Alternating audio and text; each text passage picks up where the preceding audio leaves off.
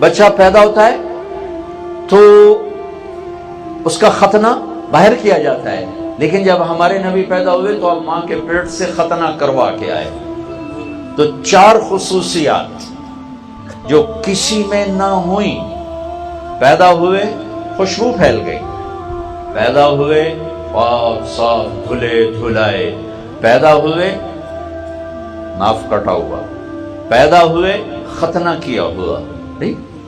لہذا دائی بھی حیران ہے، ماں بھی حیران ہے، بچوں کو دیکھ رہی ہیں، ماں کے پہلو میں لٹایا، 5واں عجوبہ، 5واں معجزہ، پہلو میں لٹایا، ایک دم آپ نے کروٹ بدلی اور سجدے میں چلے گئے، پورا سجدہ،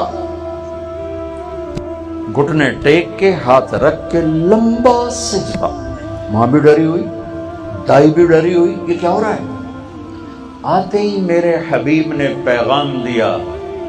کہ میں سجدوں کو زندہ کرنے آیا۔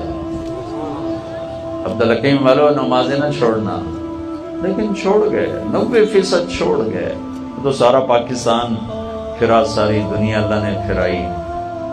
10% سے زیادہ نمازی کوئی نہیں۔ ایک ملک دیکھا افریقہ میں، موریتانیہ، جہاں ایک آدمی بے نمازی کوئی، زندگی میں ایک ہی ملک ہے، اور اس کی آبادی تھوڑی سی، لیکن جتنی بھی ہے ایک آدمی، مرد عورت بچہ بچی بے نمازی نہیں۔ اور دیہات صحرا میں ہے، 95% صحرا ہے، 5% زراعت ہے، پاکستان سے کئی گنا بڑا ملک ہے، اور دیہات کا ہر بچہ بچی حافظ قرآن ہے، ہر بچہ بچی۔ وہاں جا کے تھوڑی آنکھیں ٹھنڈی ہوئیں، آپ نے سجدہ کر کے اعلان کیا کہ سجدوں کو زندہ کرنے آیا ہوں، اور دنیا سے جاتے ہوئے اعلان کیا، جب آپ جا رہے تھے آپ آئے 12 ربیع الاول، نہیں 22 اپریل 571 عیسوی، 12 ربیع الاول پیر کی صبح 4:20۔ آپ 4:20 کیسے کہہ رہا ہوں؟ اس وقت تو گھڑی نہیں تھی، اس لیے کہہ رہا ہوں کہ میں نے مکہ میں 22 اپریل کی صبح صادق دیکھی تو 4:20، لہٰذا یہ ایک اضافہ ہو گیا۔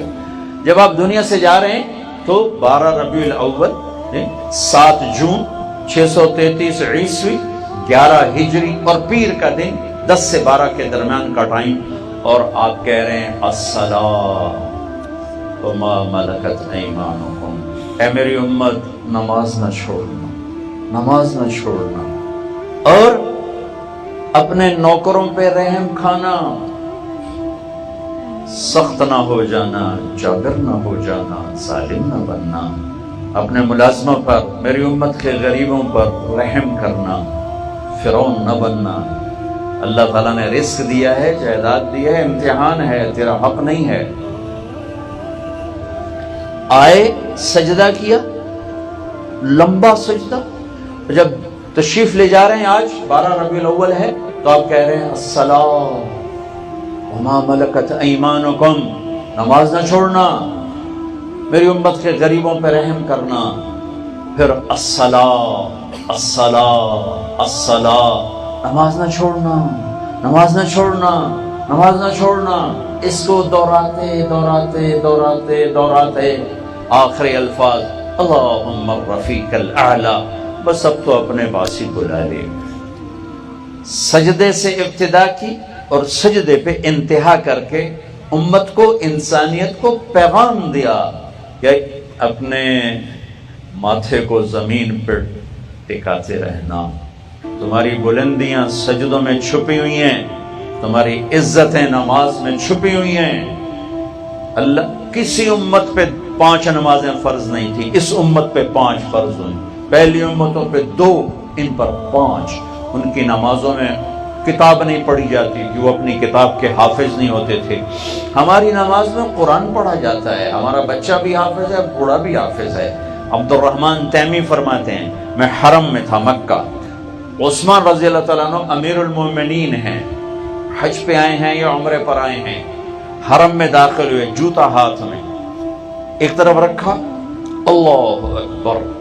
نماز شروع کی، اور الف لام میم ذالک الکتاب سے تلاوت شروع کی۔ ان کو جستجو ہوئی کہ یہ سورہ بقرہ سے جو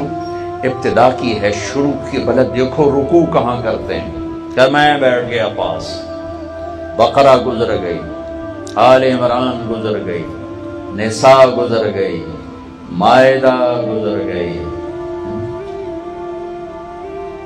سورہ انعام گزر گئی، اعراف گزر گئی، انفال گزر گئی، توبہ گزر گئی، یونس گزر گئی، قل اعوذ برب الناس ملک الناس الہ الناس من شر الوسواس الخناس الذي يوسوس في صدور الناس من الجنة والناس پہ جا کے رکوع کیا،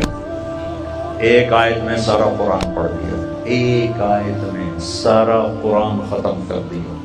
ایک آیت۔ اول تو پڑھنے والے 10% ہیں، 90% تو پڑھتے ہی نہیں،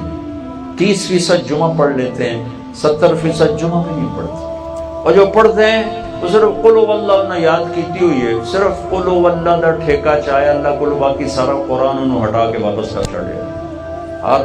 دعائیں ایک بندہ پوچھنے لگی دعائیں قنوت تے قل هو اللہ پڑھ چھڑا، میں کہا ٹھیک ہے، دعائیں قنوت میں قل هو اللہ، ایک قل هو اللہ کا ٹھیکہ لے کر باقی سارا قرآن واپس۔